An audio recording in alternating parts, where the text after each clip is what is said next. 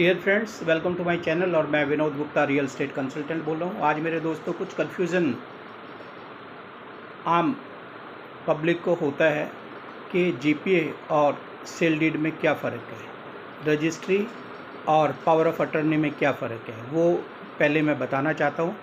कि मेरे दोस्तों, जो मैं दिल्ली की बात करूँ तो दिल्ली में दोनों तरह की प्रॉपर्टीज़ आज की डेट में सेल परचेज होती हैं। दोनों में ड्यूटी जो सर्कल रेट है वो सेम है अगर अथराइज लैंड है किसी भी एरिया में। जनरल पावर ऑफ अटर्नी पर आपको किसी भी बैंक से लोन नहीं मिलेगा। सिर्फ आप फर्स्ट पावर ऑफ अटर्नी है, आपके नाम में कोई डीडीए से अलॉटमेंट हुई है किसी प्रॉपर्टी की, तो आप उस पर बिल्डिंग का लोन ले सकते हैं या उसके अगेंस्ट आप लोन ले सकते हैं। लेकिन अगर आप उसको बेचना चाहते हैं और दूसरी पार्टी लोन लेना चाहती है तो लीज होल्ड जो प्रॉपर्टी होगी, जो जीपीए पर होगी, जो अटर्नी पर प्रॉपर्टी होगी दिल्ली में, मैं दिल्ली की बात कर रहा हूँ, तो उस पर किसी दूसरी ख़रीदार पार्टी को लोन नहीं मिलेगा। और इसमें जो डॉक्यूमेंट्स होते हैं कोर्ट की तरफ से, वो एग्रीमेंट टू सेल होता है। एग्रीमेंट टू सेल पर सर्कल रेट वही लागू होता है जिस एरिया में प्रॉपर्टी है, अथराइज लैंड होगी तो। और चेक अमाउंट भी आपका सेम रहेगा। बट आप इसको चाहें कि बैंक लोन आपको दे दे तो जनरल पावर ऑफ अटर्नी में एग्रीमेंट टू सेल होगा और इसको पावर ऑफ अटर्नी बोलते हैं। इस पर आपको लोन नहीं मिलेगा। अब मैं बात कर रहा हूँ फ्री होल्ड प्रॉपर्टी की। जो जनरल पावर ऑफ अटर्नी पर जो लीज होल्ड प्रॉपर्टीज़ होती हैं, जो डीडीए द्वारा, ज़्यादातर डीडीए यहाँ दिल्ली में कमांड करता है एरिए को और सेंट्रल गवर्नमेंट के अधीन आता है।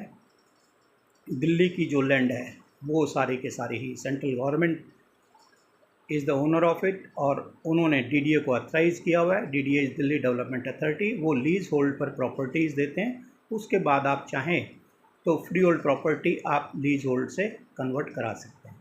जब आप अपनी प्रॉपर्टी को लीज होल्ड से फ्री होल्ड कराते हैं तो आपको जो ड्यूज़ हैं, ग्राउंड रेंट वगैरह का नो ड्यूज़ आपको देना पड़ता है। एक कन्वर्सन चार्जेस देना पड़ता है leasehold to freehold का जो चार्जेस है। दूसरा, आपको मिनिमम फ्री होल्ड करवाने के लिए 33% कंस्ट्रक्शन दिखाना पड़ता है ग्राउंड पर कि भाई कोई भी प्लॉट लीज होल्ड की फॉर्म में रह सकता है, बट फ्री होल्ड होगा तो वो बना हुआ होना चाहिए। और जब आप उसको कच्चा पक्का जैसे बना देते हैं, 30% कंस्ट्रक्शन, 33% कंस्ट्रक्शन एक्टिविटीज़ होनी चाहिए, 1/3। उसके बाद leasehold to freehold DDA ही इसको करता है। इसमें फ़र्क ये रहेगा कि जिसके नाम में भी फ्री होल्ड होगा उसके नाम में डीडीए में एक रजिस्टर रखा होता है, उस पर उस आदमी का नाम आ जाता है। जनरल पावर ऑफ अटर्नी में जो डीडीए ने प्लॉट आपको दिया हुआ है, वो डीडीए के पास जो भी डॉक्यूमेंट्स होंगे वो उस फर्स्ट पार्टी के होंगे। अगर 4 बार भी प्रॉपर्टी बिकी है तो भी नाम उसी के रहेगा, वो जीपीए। अगर फ्री होल्ड आपने करवा लिया है तो जिसके नाम फ्री होल्ड हुआ है, डीडीए में एक रजिस्टर होता है जहां वो कन्वर्शन करते हैं, लीज होल्ड को कैंसिल कर देते हैं और फ्री होल्ड के जो कागज़ हैं उसको कन्वेंस डीड बोलते हैं, सीडी बोलते हैं शॉर्ट फॉर्म में। वो एक रजिस्टर में आपके साइन होते हैं ताकि आज की डेट से आप उसके ओनर हो गए। आप खुद इस पर लोन लेना चाहें आपको मिलेगा। आप इसको बेचना चाहें मार्केट के अंदर फ्री होल्ड प्रॉपर्टी पर, दूसरा कोई भी बायर है इस पर लोन ले सकता है। ये लीज होल्ड से फ्री होल्ड, अगर आपको कोई प्लॉट है आप करवाना चाहते हैं तो सोना गुप्ता प्रॉपर्टीज़ पर आप संपर्क कीजिए।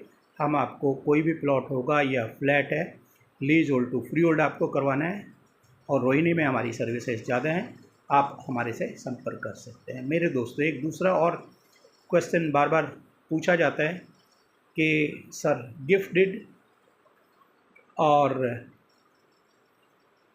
अटर्नी होल्डर में क्या फ़र्क है। देखिए, गिफ्ट डीड में आप अपनी प्रॉपर्टी किसी को भी ब्लड रिलेशन में गिफ्ट कर सकते हैं, आप फ्रेंड को गिफ्ट कर सकते हैं, बट उस पर आपको जो भी सर्कल रेट के ड्यूटी जो होगी वो आपको चार्जेस देना पड़ेगा। उसमें गिफ्ट डीड में सिर्फ वैल्यूएशन नहीं आएगी, जो भी स्टैम्प ड्यूटी है जो सेल परचेज में लगती है वही ड्यूटी दे के आप कोर्ट के अंदर उसको गिफ्ट डीड में करा सकते हैं।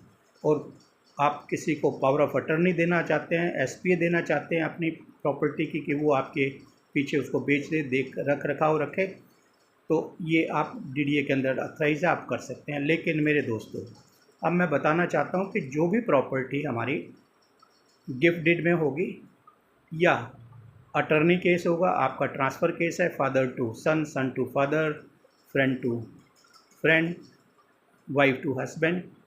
तो इस तरीके से कोई भी अगर ट्रांसफ़र केस है या गिफ्ट डेट है तो उसमें जो हमारी रोहिणी के अंदर प्रॉपर्टीज़ की जो वैल्यूएशन है थोड़ा कम हो जाता है।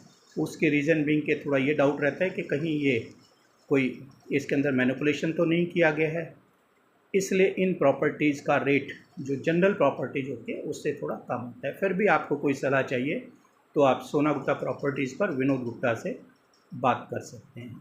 और आपका कोई भी प्लॉट या प्रॉपर्टी सेक्टर 34 रोहिणी में है, आप बेचना चाहते हैं तो सोना गुप्ता प्रॉपर्टीज़ पर विनोद गुप्ता से संपर्क कीजिए। Thank you.